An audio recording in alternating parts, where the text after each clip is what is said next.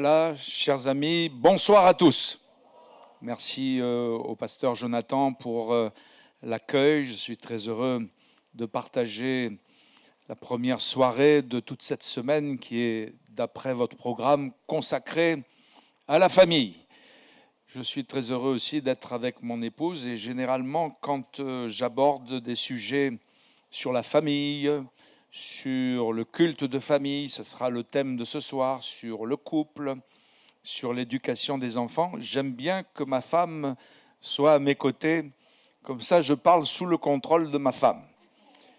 Et pour vous dire que ce soir aussi, je vais partager avec vous comme un simple enseignement, c'est ce que nous avons vécu. Nous avons nous-mêmes une famille, donc nous sommes mariés depuis une bonne quarantaine d'années maintenant. Le Seigneur nous a donné 3 enfants qui, par la grâce de Dieu, se sont convertis. Ça n'a pas toujours été facile, ce n'est jamais facile, mais gloire à Dieu, nos enfants se sont convertis. Aujourd'hui, nos enfants sont mariés et nous avons des petits-enfants aussi qui commencent à rendre grâce à Dieu, qui commencent à prier aussi et à aimer le Seigneur. Je suis persuadé que notre Dieu est le Dieu des générations. Moi, ma grand-mère s'est convertie en venant dans une assemblée. Elle était sur le point de se suicider parce que ça ne tournait pas bien rond dans sa vie. Et alors qu'elle est venue pour la première fois dans une salle, elle a entendu le cantique « Si tu veux le bonheur, le vrai bonheur, laisse entrer Jésus dans ton cœur ». Et ce message l'a percutée. Elle s'est convertie. Ensuite, mes parents se sont aussi convertis. Aimé, Yolande, Cizeron, dans notre propre famille, dont mes parents ont mis au monde 6 enfants. Donc c'était une famille quand même assez nombreuse. Et par la grâce de Dieu, tous aussi se sont tournés vers le Seigneur. Le plus rebelle était l'un de mes frères aînés qui a été rebelle à Dieu toute sa vie. Il n'était pas méchant, mais il était rebelle à Dieu. Mais vers la fin de sa vie, je pense que Dieu a exaucé la prière des parents, Dieu a exaucé la prière de la famille, et ce frère rebelle s'est tourné vers le Seigneur. Et je crois qu'il est parti, mais il est parti en paix, parce que la volonté de Dieu, c'est que tous les hommes soient sauvés et qu'ils parviennent à la connaissance de la vérité. Du côté de ma femme, on remonte même plus loin dans l'histoire, et ses ancêtres ont servi le Seigneur. Ils faisaient partie d'un groupe qu'on appelle les Huguenots, et ils se sont convertis, ils étaient fervents. C'était des protestants mais pratiquants, c'était des protestants mais de vrais protestants qui témoignaient en face de leur foi. Et on retrouve dans ces ancêtres des gens qui ont été parfois persécutés, qui ont été obligés de quitter le pays de France à cause des persécutions du Moyen-Âge. Et la France a dû perdre une élite en perdant des avocats chrétiens, en perdant aussi des médecins chrétiens qui ont fui, qui sont allés en Angleterre, d'autres sont allés, ensuite, d'autres sont allés jusqu'en Hollande, et quelques-uns des membres de sa famille en faisaient partie. Son grand-père était un pasteur protestant qui avait étudié la théologie. Et quand le missionnaire Douglas Coste est passé en métropole et qu'il a prêché le message du plein évangile, celui-ci, c'est non seulement il avait une approche de l'évangile, je pense qu'il était converti, mais il a été baptisé dans le Saint-Esprit. Et il a été l'un des pasteurs du début de l'œuvre. Par exemple, lui, il s'appelait un grand Thomas Bress, André Thomas Bress, dont vous avez certainement entendu parler aujourd'hui à La Réunion au travers des livres qu'il a écrits, et quelques-uns encore de pasteurs comme Robert Burki, qui se sont alliés à Douglas Scott, et ils ont été les colonnes de l'Église des Assemblées de Dieu de France. Ensuite, ma belle-mère, donc la maman de ma femme, s'est convertie. Ses frères, car elle n'a pas de sœur, elle a 4 frères, se sont aussi convertis, et même l'un d'entre eux est missionnaire aujourd'hui au Liban, c'est Olivier Cassoline. Et aujourd'hui, eh bien, nous, les enfants, nous sommes convertis et les enfants et les petits-enfants aussi commencent à se tourner vers le Seigneur. Ceci pour vous dire que Dieu est le Dieu de la famille. Et Dieu est le Dieu des générations. La famille, ce n'est pas une institution humaine. La famille, ce n'est pas une institution religieuse. La famille est une institution divine. C'est Dieu qui a institué la famille. Et pour faire simple, un papa, une maman bénie par Dieu dans le cadre du mariage et les enfants que Dieu va leur accorder, on pourra nous raconter tout ce que l'on veut, du moins pour moi on pourra me raconter tout ce que l'on veut, on n'a jamais rien fait de mieux jusqu'à maintenant pour éduquer des enfants et pour la famille, et cette institution, elle vient de Dieu. Il est écrit dans la Bible, et je crois que c'est le thème de votre semaine, « Moi et ma maison, nous servirons l'Éternel ». C'est dans Josué, chapitre 24 et au verset 15. Il y avait un jour un jeune adolescent du nom de Willy.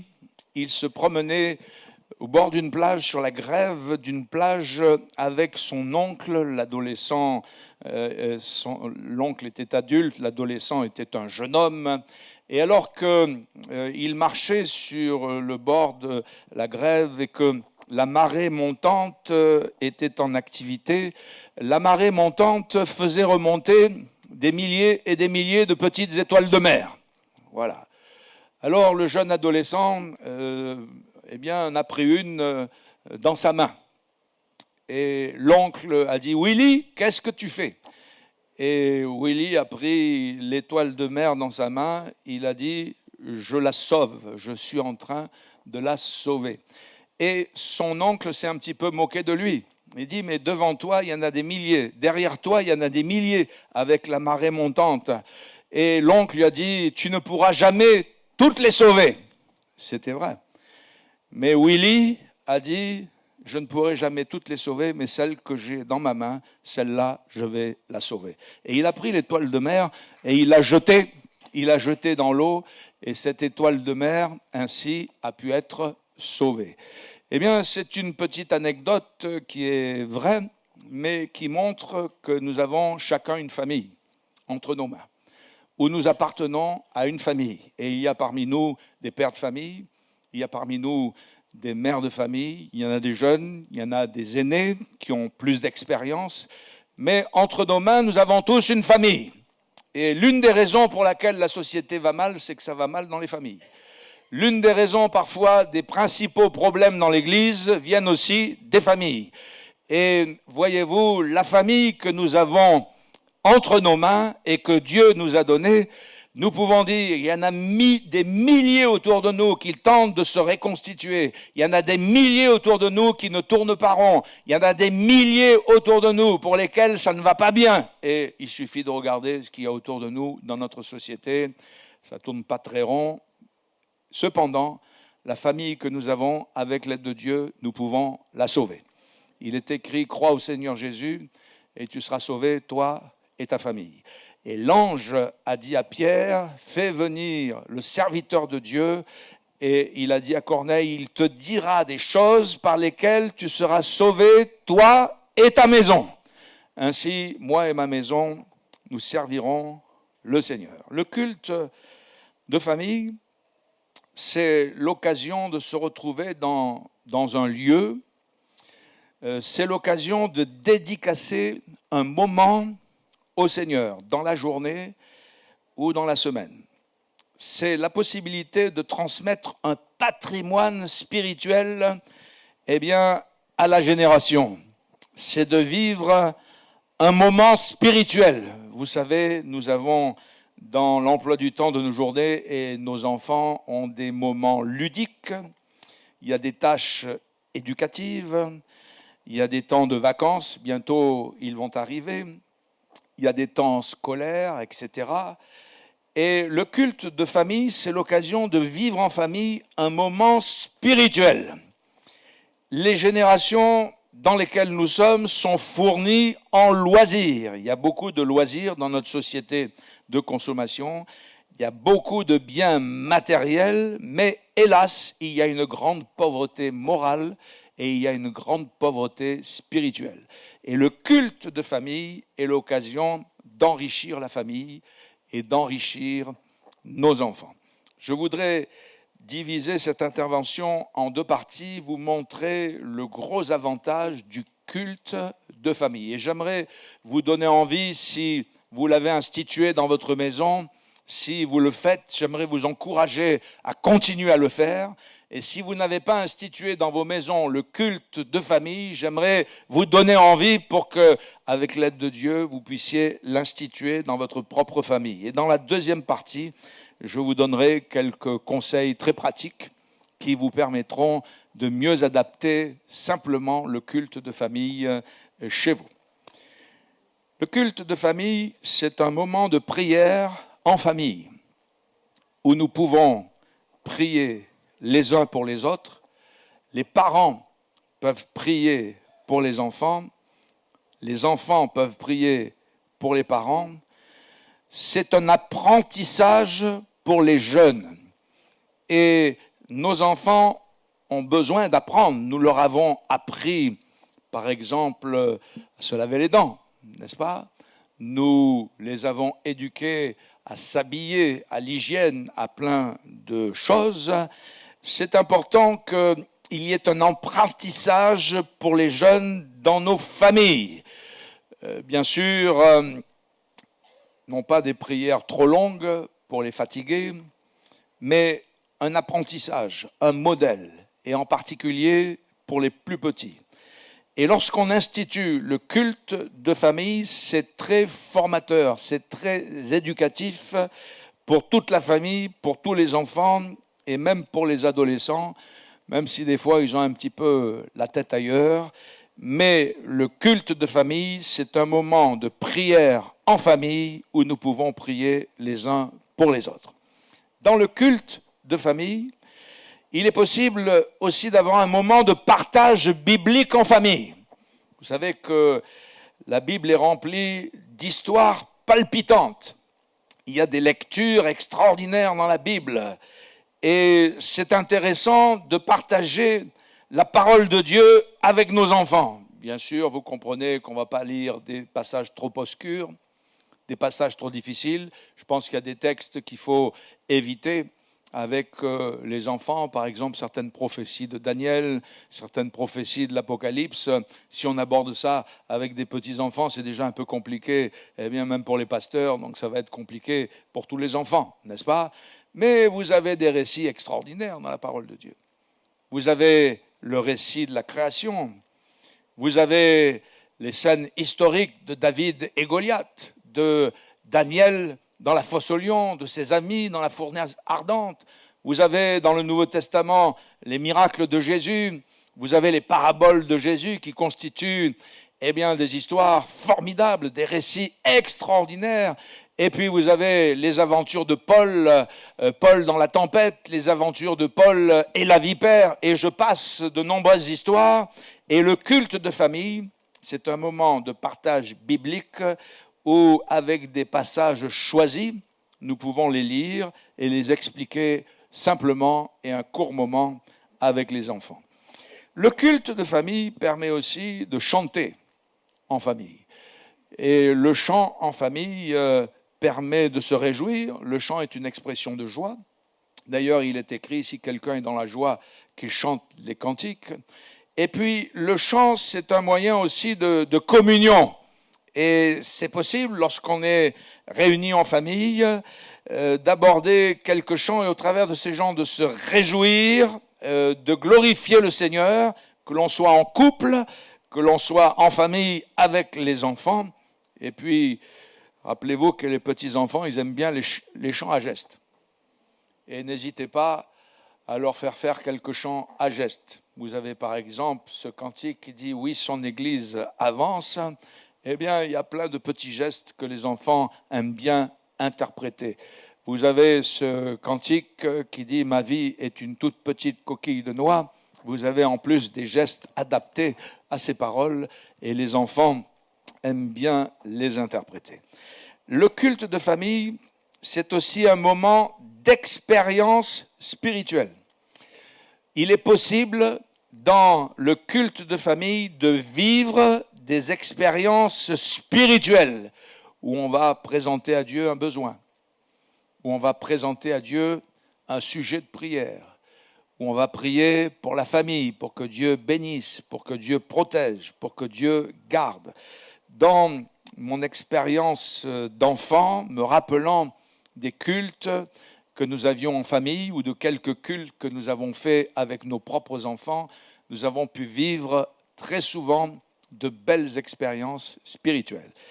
Je me rappelle de celle-ci en particulier, c'était un moment un petit peu étroit financièrement. Ce n'est pas toujours évident de joindre les deux bouts avec la famille. Vous avez remarqué, c'était difficile pour les anciens quand il y avait le CFA. Quand on est passé au franc, ça a réduit un peu les zéros, mais ça n'a pas diminué l'augmentation de la vie. Et puis à l'an 2000, on est passé à l'euro et ça a encore flambé. Et avec nos cartes de crédit, on n'est pas encore au début du mois qu'il n'y a presque plus rien sur le compte. Vous n'avez pas remarqué que la vie est quand même pas tellement facile pour le pouvoir d'achat, pour les familles, bien sûr, en général. Et ce moment que nous passions avec les parents et la famille, nous étions 6 à la maison, était quelque peu étroit. Ma sœur aînée abordait des études de sage-femme, et il y avait beaucoup moins de moyens aujourd'hui qu'ont les étudiants. Donc il fallait fournir le trousseau, il fallait acheter des livres, il fallait acheter aussi quelques ustensiles, des outils pour le travail. Et ma sœur a dit à mon père, dans un culte de famille, voilà, j'ai besoin de tout ça. Et mon père a dit, ben, mets ça sur une petit papier, fais une petite liste. Et puis, dans un autre jour, on était réunis en famille. Ma sœur avait fait le calcul de ce que ça pouvait coûter. Moi, j'étais enfant, je ne pourrais plus me rappeler de la somme, hein, mais ça représentait un bon petit pactole quand même pour la famille. Mon père a simplement dit à ma sœur, tu es sûr que tu n'as rien oublié ? Ma sœur a réfléchi. Apparemment, elle avait quand même tout bien noté. Et il y avait le montant de ce que ça allait coûter. Et je me rappelle de cette expérience où en famille, mon père a pris la note et le montant et il l'a présenté devant tout le monde au Seigneur. Il a dit, Seigneur, tu vois, ce n'est pas pour une fantaisie, mais c'est pour un besoin. Et simplement, comme je vous le dis ce soir, il a demandé au Seigneur de nous aider. Et puis nous les enfants, après chacun est parti de son côté, on est allé dans les activités de la journée. Mais il s'est passé quelque chose de merveilleux, c'est que quelques jours après, ma mère, dans la boîte aux lettres, a reçu une enveloppe. À l'époque, il n'y avait pas tous ces trucs d'Internet, tous ces numéros, tous ces téléphones, ça se passait par le courrier.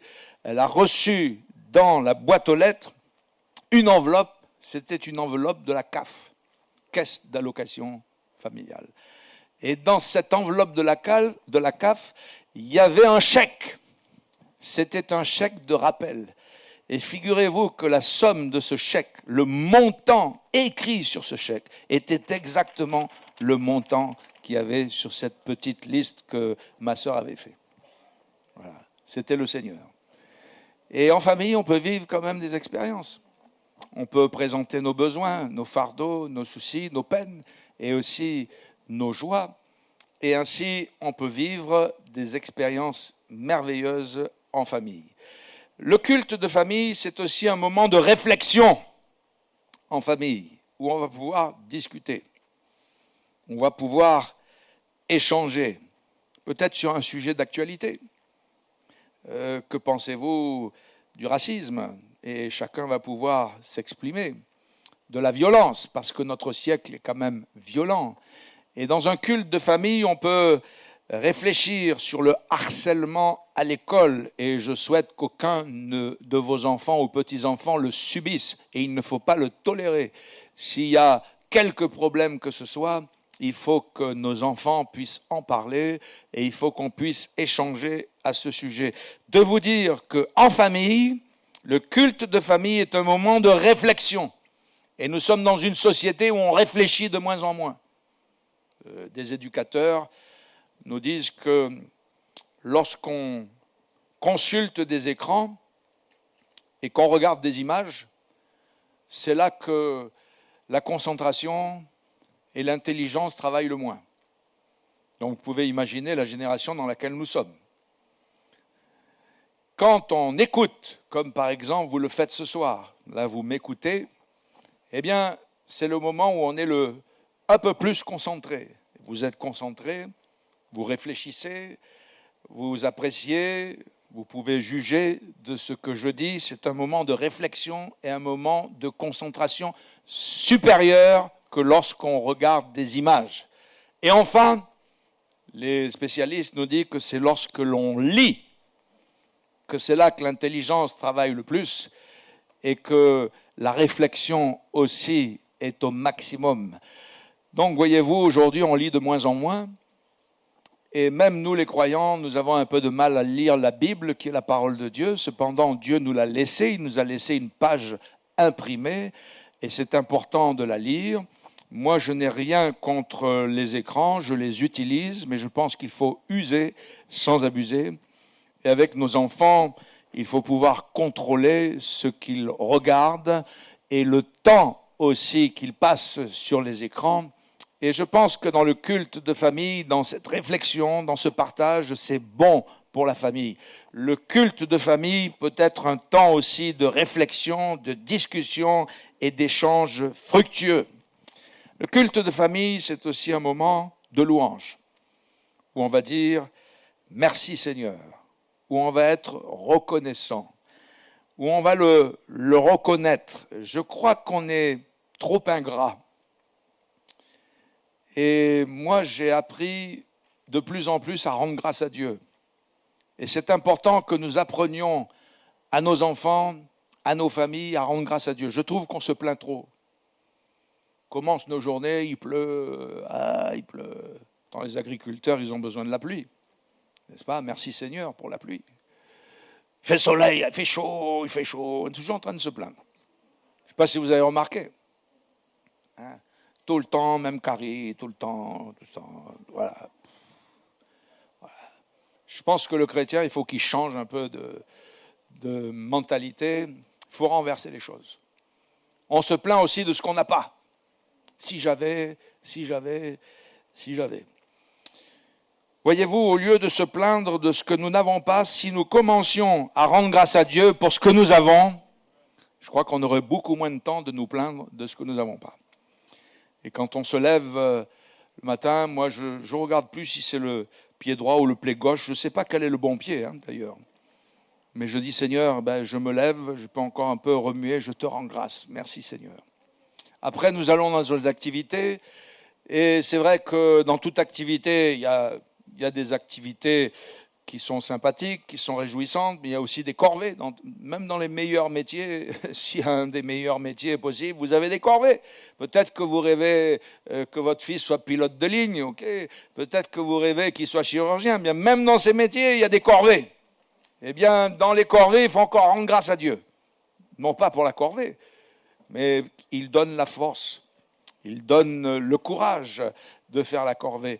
Quand nous passons à table, nous avons appris à nos enfants à rendre grâce à Dieu pour le moindre grain de riz qu'il y a dans l'assiette.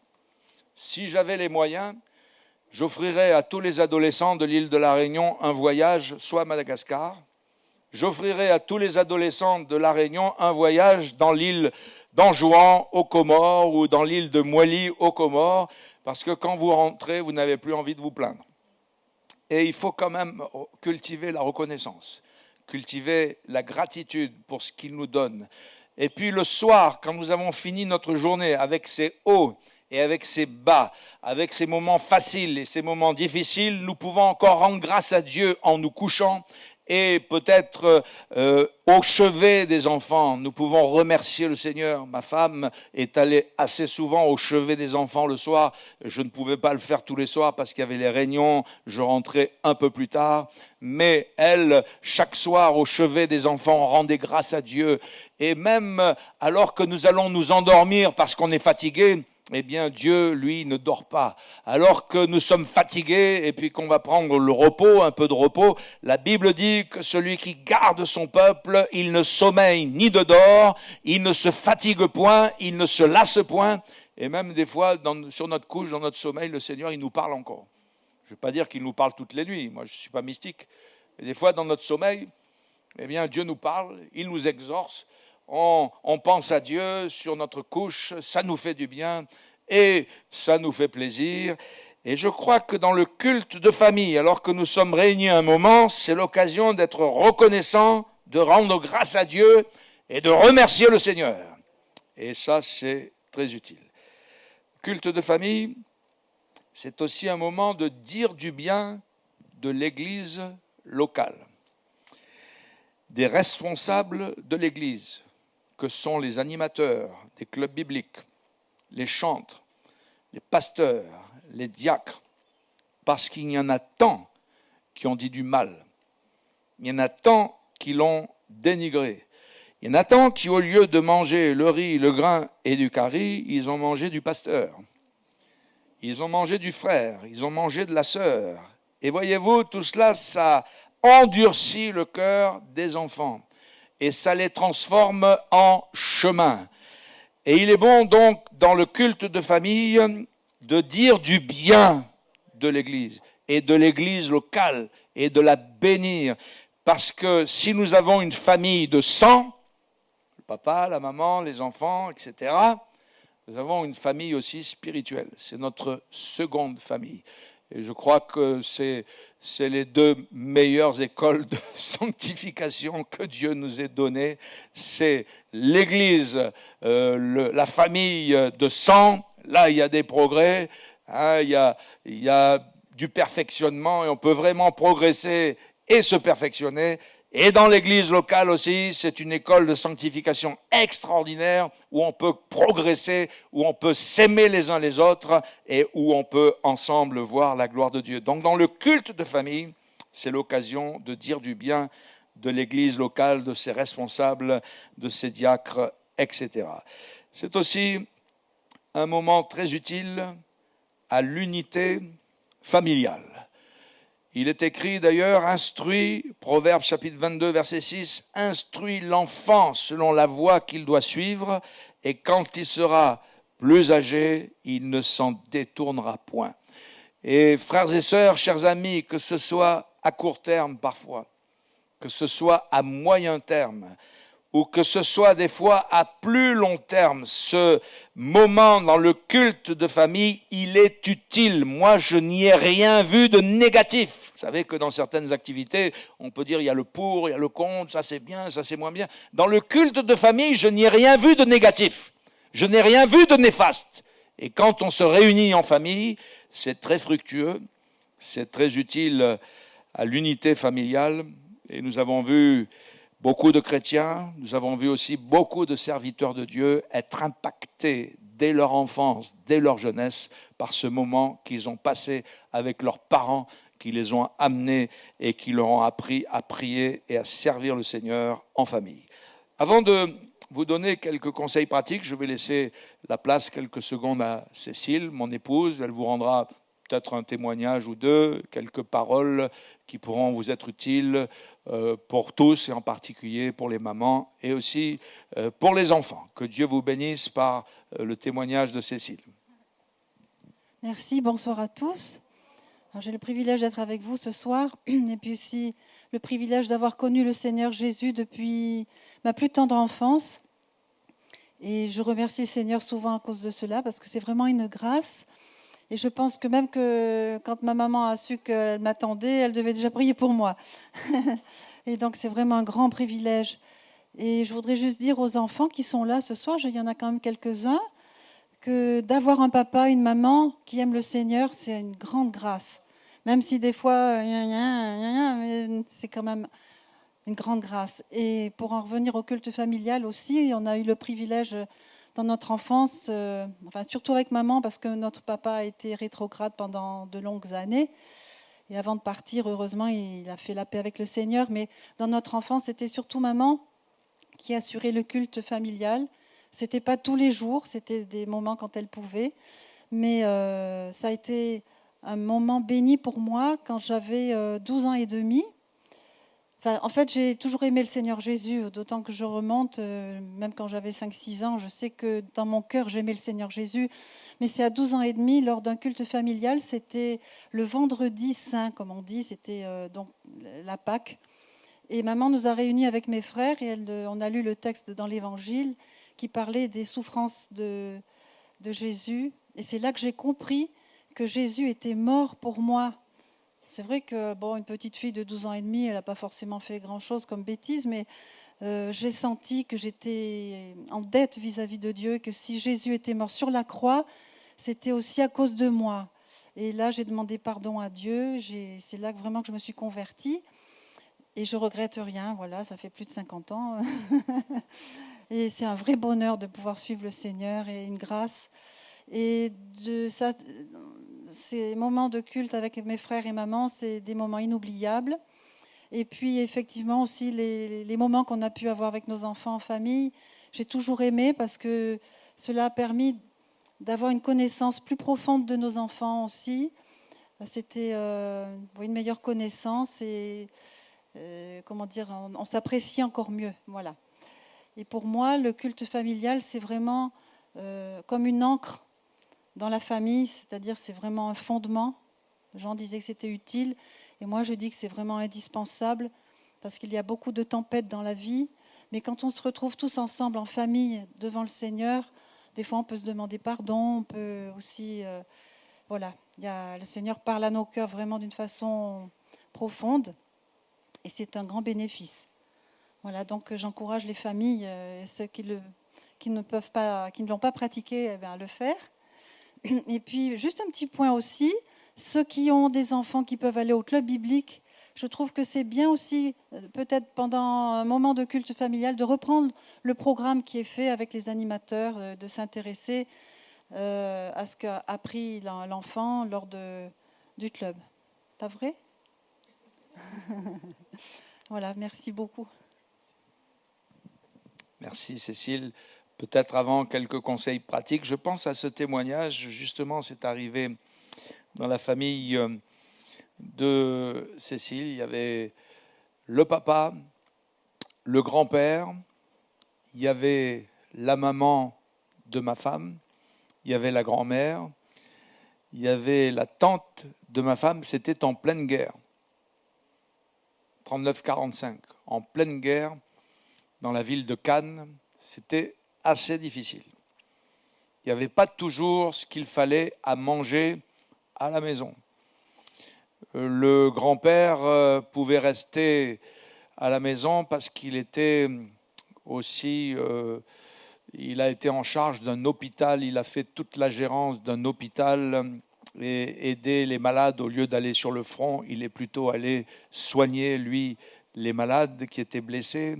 Et il avait la possibilité assez souvent de rentrer à la maison, mais des fois, il n'y avait pas grand-chose à la maison. Et il nous racontait toujours ce témoignage où, un midi, ils sont passés à table, mais il n'y avait rien dans les marmites. Et il n'y avait rien à manger. Mais avant de manger, entre guillemets, ils ont voulu rendre grâce à Dieu et prier. D'ailleurs, le culte de famille, pour beaucoup de familles autrefois, se situait au repas. Ils prenaient à la lettre ce verset, « Tout est sanctifié par la parole de Dieu et par la prière ».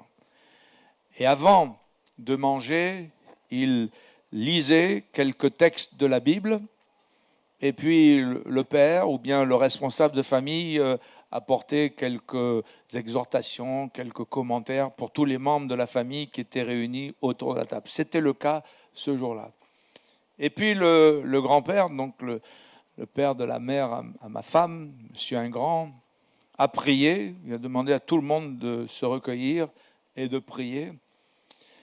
Et il a dit, « Seigneur, merci pour le repas que tu vas nous donner aujourd'hui. » Mais vous savez, quand les bonnes marmailles comme ça, et c'était le cas de la mère de ma femme, elle était enfant, il voit bien l'assiette, mais quand il n'y a rien dans l'assiette, alors vous savez, les enfants, vous savez comment ils prient des fois, hein, ils prient pas comme ça. Donc, merci pour le repas que tu vas nous donner aujourd'hui. Il regardait, mais il n'y avait pas grand-chose dans l'assiette. Ça a duré quelques secondes, cette prière, et on a entendu frapper à la porte. Voilà.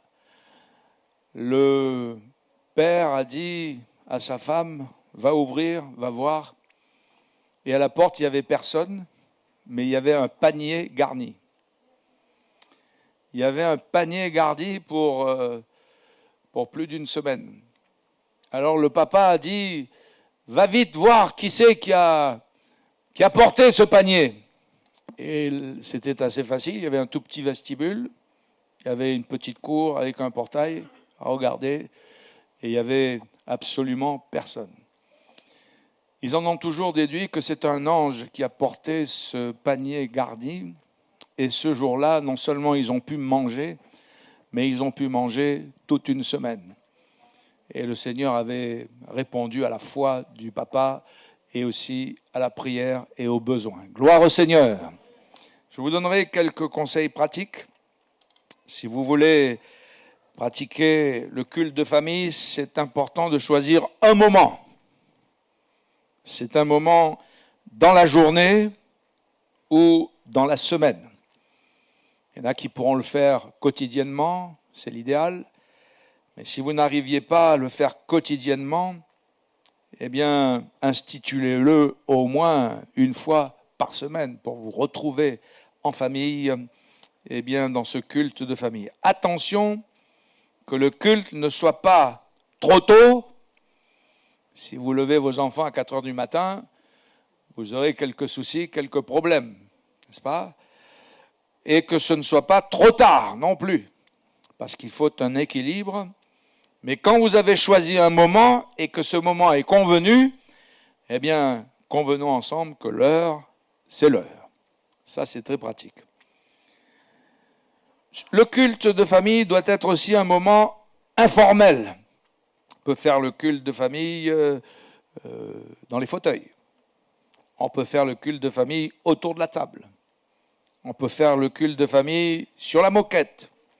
On peut faire le culte de famille sur le tapis dans les chambres, s'il y en a. On peut faire le culte de famille dans le jardin. Si vous avez un petit jardin, c'est très important, c'est très intéressant de faire un petit culte dans le jardin, sous l'arbre par exemple. Vous pouvez organiser un culte de famille alors que vous faites un pique-nique. Si vous faites un pique-nique, en ce moment c'est un peu compliqué avec la Covid, mais imaginez que ça revienne un peu aux choses normales. Un petit pique-nique chemin volcan, avec un petit culte de famille au chemin volcan, c'est toujours sympathique. Donc, pour vous dire que, de manière pratique, il faut que ce culte de famille soit informel. Ensuite, ce culte de famille, il faut le faire avec joie.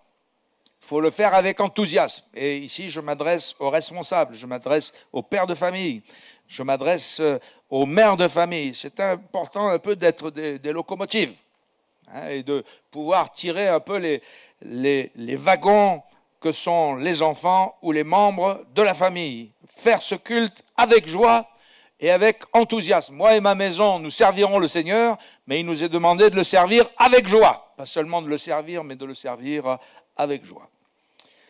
C'est intéressant aussi de varier un petit peu en répartissant les responsabilités. C'est vrai que le père de famille peut lire, mais c'est vrai que l'adolescent peut aussi lire.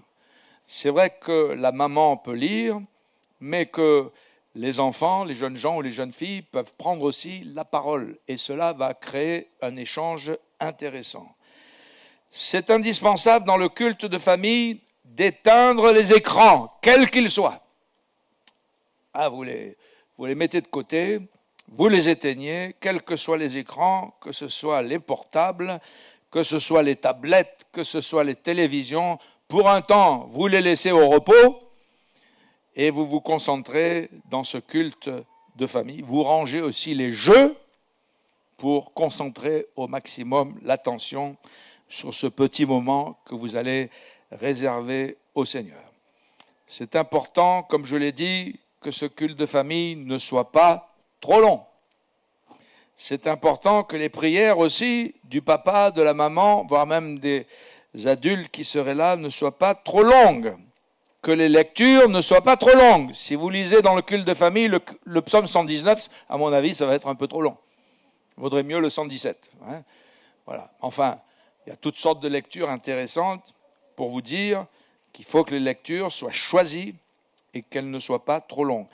Je suis hier au quotidien que le culte de famille, sans donner de règles absolues, mais une dizaine de minutes, une quinzaine de minutes, c'est intéressant chaque jour pour orienter les cœurs vers le Seigneur. Et à la semaine, je pense qu'une petite demi-heure à la semaine, ça permet de se retrouver en famille. Voyez-vous, on a le temps pour le sport, on a le temps pour les activités scolaires, on a le temps pour le sommeil, le temps pour la nourriture, le temps pour l'hygiène, etc. Et c'est important dans la semaine d'accorder un moment au Seigneur. Et si c'est à la semaine, eh bien, trentaine de petites minutes conviendraient. Et je termine en disant que le culte de famille, sur un plan pratique, c'est souvent l'occasion d'inviter un voisin. C'est parfois l'occasion d'inviter un ami. C'est parfois l'occasion à un enfant d'inviter un petit copain, un petit cousin. C'est parfois l'occasion d'inviter un parent. Et il va être de la fête, il va être de la partie. Et il pourra lui aussi écouter. Et certainement que le Seigneur lui fera du bien. Il lui accordera sa grâce. Gloire à Dieu. Je termine en disant, si vous ne l'avez pas encore fait, ce culte, eh bien, commencez à le faire. Allez, jetez-vous en pleine eau, je vous encourage à le faire. Il sera pour vous le sujet d'une grande joie, d'une grande bénédiction. Si vous le faites, si vous avez commencé à le faire, si vous le faites, eh bien, tenez-vous. Tenez-vous à ce que vous avez décidé. Il y a une nouvelle année qui est devant nous, là, qui arrive. Dites, Seigneur, moi et ma maison, nous servirons l'Éternel. Instituez ce culte et tenez-vous à ce culte. Et puis persévérez. Persévérez. Soyez fidèles, persévérez. Et dites avec Josué, moi et ma maison, nous servirons l'Éternel. Frères et sœurs, que Dieu vous bénisse par ces simples paroles. Si vous avez des questions, peut-être tout à l'heure on pourra échanger. Si vous avez peut-être besoin d'une information, si vous n'avez pas compris quelque chose, je pourrais peut-être répondre. Mais on va passer un petit moment dans la prière et chacun va pouvoir présenter, comme ce jeune avait pris cette étoile de mer. Nous prenons notre famille en main dans la prière ce soir et nous disons, tu bénis, qu'elle soit sauvée et qu'elle soit abondamment bénie par ta grâce. Alléluia. Nous te remercions, Seigneur, pour ce moment que nous partageons en ce lieu, aussi en famille. Il y a tous les enfants qui sont là, les jeunes gens, les jeunes filles et les parents. Et nous te remercions pour ce privilège. Merci pour la famille que tu nous as donnée. Merci pour les enfants que tu nous as donnés, pour ceux qui en ont. Merci pour les aînés, pour les parents, pour les grands-parents et peut-être encore les arrière-grands-parents. Merci pour les enfants, les petits-enfants et pour quelques-uns les arrière-petits-enfants. Nous voici devant toi, Seigneur, tous ce soir réunis en ce lieu, invoquant ton nom, te demandant ta grâce, te demandant ta faveur, afin que dans ce siècle où la famille n'a jamais été autant bouleversée, où les fondements de notre société sont en miettes, nous puissions relever le défi et t'accordons dans l'Église, mais aussi premièrement dans nos familles, la première place, Seigneur, la place qui t'est due, la place de choix, Seigneur, et que nous disions en esprit, en vérité, comme Josué, moi et ma maison, nous servirons l'Éternel. Bénis les familles de mes frères, de mes sœurs, accorde-leur une riche bénédiction, déverse ta grâce, déverse le Saint-Esprit, s'il y a quelques soucis, s'il y a quelques peines, s'il y a quelques chagrins, au nom de Jésus, que les montagnes soient aplanies, au nom de Jésus, que les vallées soient remplies et comblées, Seigneur, et que tu accordes la grâce et le secours. Nous comptons sur toi et nous te bénissons. S'il y a quelques familles où il y a des peines, des handicaps, s'il y a quelques familles, Seigneur, où il y a des enfants qui ont suivi un mauvais chemin, une mauvaise route, nous savons que tu es en mesure de les rattraper et de les ramener au bon sens. Nous nous confions en toi parce que tu es le Dieu vivant, tu es le Dieu de la famille et nous te rendons grâce, notre Dieu, dans le beau nom de Jésus. Alléluia.